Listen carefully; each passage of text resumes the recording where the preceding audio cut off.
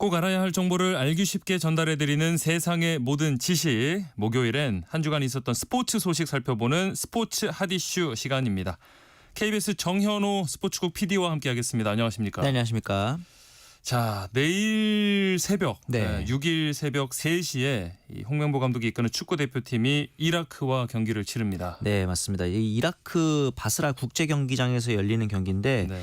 이라크 원정이 지금 굉장히 오랜만에 있는 경기거든요. 네. 이라크에게 이제 경기에 가서 하는 것도 오랜만이지만은 또 이제 기대가 되는 것이 이제 최근에 어떤 그 패배한 기억이 별로 없습니다. 사실 어허. 이라크에게 이제 역대 전적에서도 10승 12무 2패 네. 굉장히 좀 좋은 전력을 보여주고 있고 네. 마지막 이라크전 패배가 지난 1984년입니다. 아이고. LA 올림픽 네. 최종 예선이었기 때문에 네. 최소한 무승부 이상의 결과를 가져올 수 있지 않을까라는 좀 기대를 하게 되고요. 네. 이 만약에 무승부 이상의 결과를 가져온다면은 우리나라가 이제 11회 연속 월드컵 본선 진출을 좀 확정할 수 있게 되거든요. 네. 현재 3차 예선 2경기가 남아 있는 상황에서 승점 16점으로 우리나라가 조선두에 올라 있는 상태고 네. 2위인 요르단이 13점 그리고 이라크가 12점이기 때문에 남은 2경기에서 승점 1점만 더 더해도 우리나라가 월드컵 본선 진출을 확정할 수 있는 상태가 되겠습니다. 네. 이러면서 이제 홍명보도 남은 이라크전 원정이라는 경기가 사실 이번 최종 예선에서 가장 어려운 경기가 될 것이라는 전망이 많았는데 네, 네. 그 전까지 어쨌든 무패 신화를 계속 이어져 오고 있는 상황이었기 때문에 이번 이라크 원정 경기를 조금 수월한 마음으로 준비할 수 있지 않나라는 생각도 듭니다. 뭐 상대 전적도 좋고 뭐 좋긴 한데 네.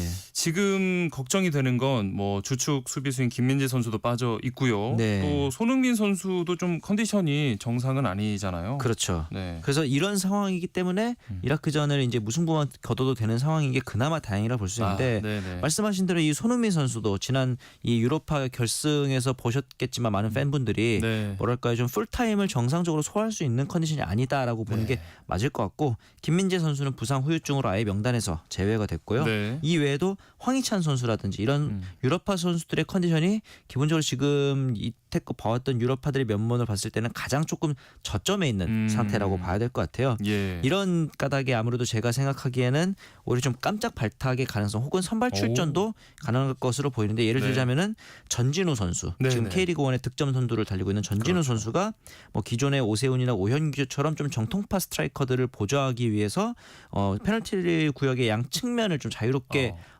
파괴적으로 활동할 수 있지 않을까라는 기대가 되는 부분도 좀 있고요. 네. 여기에 더해서 이 풀백 포지션에서는 이명재 선수가 3월에 이어서 이번 6월에도 명단에서 빠졌습니다. 네. 오른쪽 풀백 같은 경우는 설령우 선수가 좀 독보적인 주전 자리를 굳히고 있다는 점을 봤을 때는 네. 이명재 선수의 빈자리를 아마 이 이태석 선수가 좀 아하. 메우지 않을까라는 또 생각이 들기도 합니다. 네. 지난 3월에 있었던 오만 경기 그리고 요르단전 2연전에서 선발로 나서면서 꽤 괜찮은 경기력을 보여줬었기 때문에 지난해까지 또 홍명보 감독과 함께 주전 왼쪽 풀백으로 활약을 했었던 이명재 선수의 자리를 아마 이태석 선수가 잘 메꿔주지 않을까라는 기대가 있고요. 이 밖에 이제 새로운 얼굴로는 수비형 미드필더 포지션의 박진섭 그리고 중앙 미드필더 포지션의 김진규 오른쪽 풀백에서 아마 설령우 선수와 로테이션으로 뛸 것으로 보이는 최준 선수도 또 새롭게 팀에 활력을 불어넣지 않을까라는 네. 또 기대가 됩니다.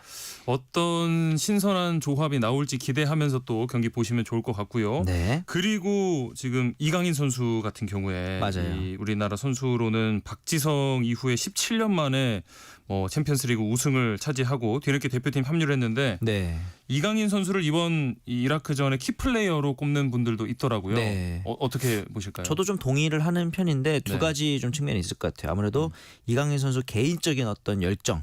지금 파리 생제르맹에서 비록 우승을 하긴 했습니다만 출전 기회가 거의 없었다는 점이 네, 최근 들어서. 후반 들어서. 네, 이렇다 보니까 어떤 경기에 대한 열망 같은 것이 확실히 좀 남다르지 않을까라는 생각도 들고 네. 두 번째로는 아무래도 이라크전이 쉬운 경기는 아니다 보니까 네. 필드골보다는 세트 플레이에서 득점이 나올 가능성이 높다라는 아하. 분석이 좀 있습니다. 실제로 우리나라 대표팀이 가졌던 이 연습에서도 네.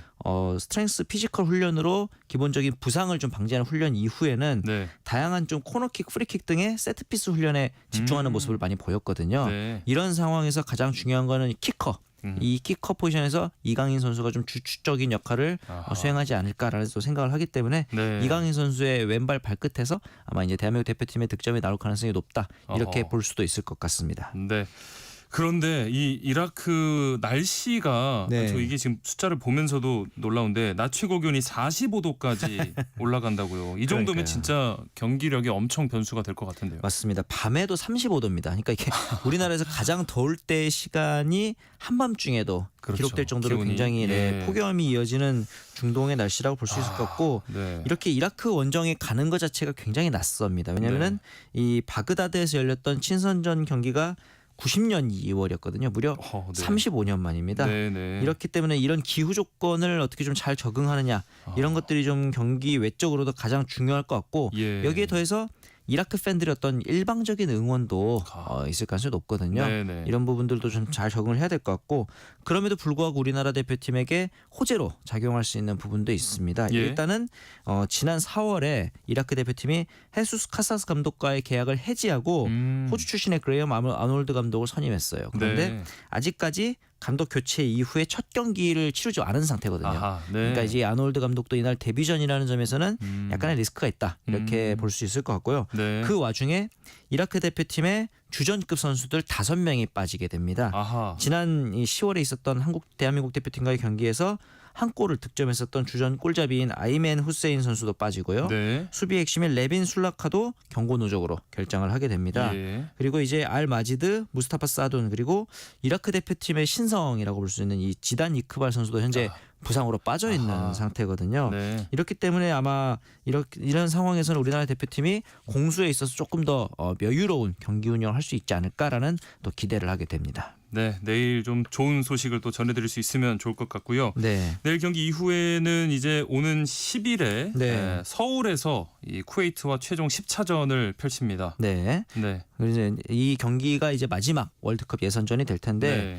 사실 이 경기도 굉장히 기대하는 팬들이 많습니다. 왜 그러냐면은 경기 결과와 상관없이 만약에 이라크전에서 무승부 이상의 성적을 거둔다면은 네. 쿠웨이트전은 좀 새로운 선수들의 등용문이 될 수도 있는 기회거든요. 네, 네. 이런 뭐 앞서 말씀드렸던 전진우 선수나 최준 선수의 데뷔 무대를 보고 싶어하는 팬들도 많이 오실 거고 네. 두 번째로는 경기장이 서울이에요. 그렇죠. 서울 월드컵 경기장에서 굉장히 오랜만에 A매치를 또 만나볼 수 있는 기회가 될 텐데 네. 뭐 얼마나 오래됐겠나 하지만 거의 1년 가까이 되는 아이고, 것이 지난해 9월 팔레스타인전이 A매치 마지막 경기였습니다. 네. 그 이후에 좀 잔디 컨디션 문제 때문에 A매치 경기를 계속 서울 월드컵 경기장에서 치르지 못하고 있는 네. 상황이었거든요. 네. 물론 이제 최종 확정된 것은 아니고 우리나라 이제 대한축구협회가 현재까지의 상태로는 쿠웨이트전을 서울에서 치르기에 무방하다라는 공문을 보내놓은 상태인데 네. 현재 정도의 기후라든가 컨디션이 유지된다면은 서울에서 오랜만에 대표팀을 그리고 또 새로운 선수들을 만날 수 있는 기회가 되기를 또 기대해 보겠습니다. 네.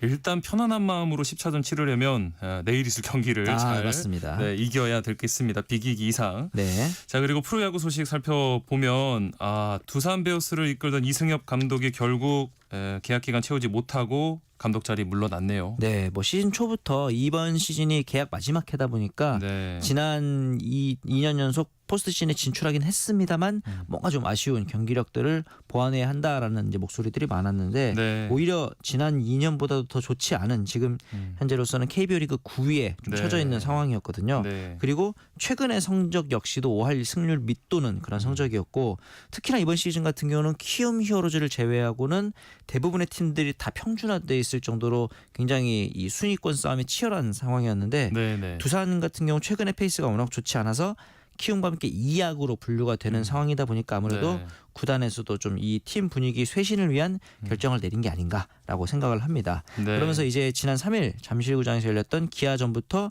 조성환 퀄리티 컨트롤 코치가 감독 대행을 맡아서 팀을 이끌고 있는 상황이었거든요. 네. 이승엽 감독이 이제 김태형 감독의 뒤를 이었기 때문에 왕조를 구축했던 김태형 감독의 뒤를 이어서 좀 부담스러운 자리였다. 소위 말해 독이 든 성배 아니었겠느냐 이런 이야기들이 있었는데 네. 당시에 이 신임 사령탑 중에서 역대 최고액 금액이었던 이제 총액 18억 원의 계약 금액이었거든요. 그만큼 네.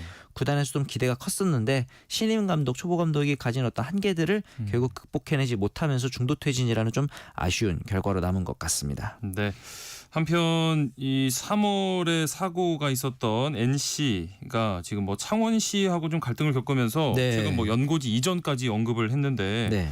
뭐 사고 말고도 다른 뭐 창원시가 쌓인 게 있었던 건가요? 제가 보기에는 이 NC라는 구단 자체가 현재까지 금전 손실이 꽤 됩니다. 네. 일단 이 홈구장 내 사고로 인해서 직접적인 금전 손실만 총 40억 원에 이를 것이다라는 보도가 있는 상황이고요. 네. 또 다른 대기업들과 다르게 NC 같은 경우는 기업 규모 자체가 그렇게 크지 않은 상황이다 보니까 이런 손실적인 측면에 대해서 굉장히 민감할 수밖에 없는 부분이거든요. 네. 그런데 그 와중에 어떤 그 창원시가 이런 소위 말해서 창원 NC파크를 재개장하기 위한 움직임이 좀 미진했던 부분도 NC 입장에서는 칼을 빼들게 되는 이유가 아니었을까라는 생각이 또 들고요. 네. 지난 30일에 이 이진만 대표이사가 모든 가능성을 진지하게 검토하겠다라는 발언이 이어지자마자 이제 창원시에서도 이 일을 이제 보면서 이제 연고지 이전에 관련해서 TF팀을 또 구성해서 네. 운영하겠다. 그러니까 이게 보면 NC 입장에서는 참 어떻게 보면 괘씸할 수도 있을 거예요. 왜냐하면 그 전까지는 어떤 해결책이라든가 이런 움직임이 미진했었는데 네. 이렇게 이제 NC 입장에서 좀 쌓인 것들을 분출하는 목소리를 내자마자 바로 이렇게 업무 해결이 빠르게 되는 걸 보니까 예. 이 사람이 참 화를 내야 말을 듣는다 이런 생각이 들 수도 있는 큰 소리를 내야. 네. 그런 거거든요. 그러면서 이제 NC 측에서는 이미 지불했던 구장 사용료의 330억 원이거든요. 네. 이 구장 사용료에 상응하는 보상을 해달라라는 요구를 한 겁니다. 왜 그러냐면은 당초에 이 창원시가 구단을 유치할 때 구장 사용료를 면제해주겠다는 공약을 아하. 내건 적이 있었거든요. 네. 그렇기 때문에 이 부분을 이제 기반으로 해서 요구를 하고 있는 것으로 보이고 팬 접근성의 강화를 위해서 셔틀버스와 KTX의 증편 등의 이제 방안도 요구하고 있는 것으로 나와 있습니다. 네. 이럴수록 이 팬들의 마음의 상처만 또 깊어간다는 걸 좀 기억했으면 네. 좋겠습니다. 맞습니다. 자, 프로농구는 지난 시간 저희가 허훈 선수 이적 소식 전해드리고 네. 이후에 이제 선수들 대이동이 계속되고 있는데, 야, KBL 대표 앙숙으로 꼽히는 이정현, 이관희 선수가 서로 유니폼을 바꿔 입게 됐어요. 뭐 서로 같은 팀에서 뛸 일은 없게 된 거니까 잘 된 거겠는데 네. 참 이 KBL이 허훈 선수의 이적부터 시작해서 소위 네. 말하는 나비 효과로 이제 이어지는 이적들이 많았어요. 네. 우선 이 허훈 선수가 우승을 목표로 하면서 KCC 합류를 했죠. 예. 그러면서 이제 발등에 불이 떨어진 KT가 허훈 선수의 빈자리를 메꾸기 위해서 바로 이어서 이제 김선영 선수와 계약을 체결합니다. 네. 그러면서 또 이번에는 또 SK의 발등에 불이 떨어졌죠. 그렇죠. 김선영 선수가 프랜차이즈 선수였는데 이탈을 했으니까 네. 그러면서 안영준 선수 잔류시키고 가드 김낙현 선수를 또 영입을 합니다. 예. 이렇게 되면서 이제 김선영 선수의 빈자리를 메꾸게 된 거고요. 그리고 나서 이제 자율협상 마지막 날에는 이정현 선수와 이관희 선수가 서로 유니폼을 갈아입게 됐습니다. 아하, 네. 원래 이 원주 DB 같은 경우는 김선영 선수의 영입을 시도했던 걸로 알고 있는데 네. 실패하면서 이정현 선수와의 계약을 택했고 그러면서 이제 삼성은 이정현 선수의 빈자리를 이관희 선수와 이제 총액 2억 원의 계약을 하면서 메꾸게 된 그런 상황입니다. 네. 이렇게 선수들의 이동도 많았는데 여기에 더해서 감독들의 이적도 굉장히 좀 활발했었거든요. 네. 6강 플레이오프 진출에 실패했던 소노부터 시작해서 부산 KCC, 현대모비스, 정관장 그리고 KT에 이르기까지 10개 구단 중에 5개 구단이 감독을 바꿨기 때문에 이 구단들의 다음 시즌 성적도 관전 포인트가 될 것으로 보입니다. 네.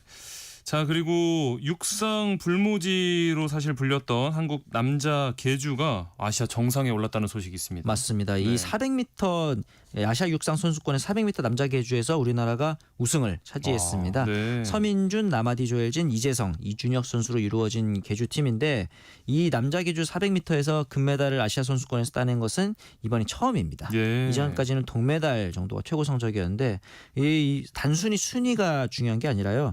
최근 3주 동안 한국 신기록을 3번 갈아치웠습니다. 와.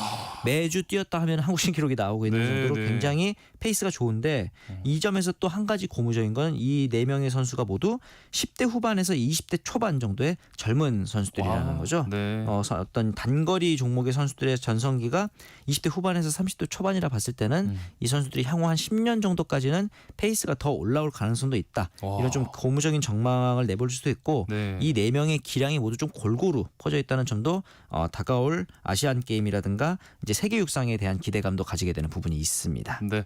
마지막으로 짧게 우상혁 선수도 이번 아시아 육상 선수권 대회에서 금메달 획득을 했습니다. 네, 2m 29를 넘으면서 신노 도모히로를 제끼고 이제 금메달을 따냈는데 네. 이번 남자 결선에서 금메달을 따내면서 이제 다가올 우상혁 선수의 목표 3개 중에 하나를 이루는 거예요. 네. 올해 목표가 세계 실내 선수권, 아시아 선수권 그리고 도쿄 세계 선수권 우승을 목표로 세웠었는데 네. 이제 2가지 목표를 이뤘거든요. 남은 하나의 목표라고 할 수 있는 9월 세계 선수권 우승을 위해서 또 한 번 점프를 해보길 기대해 보겠습니다. 네. 스포츠 핫이슈 오늘 여기까지 하겠습니다. 지금까지 KBS 스포츠국 정현호 PD와 함께했습니다. 오늘 말씀 고맙습니다. 네, 감사합니다.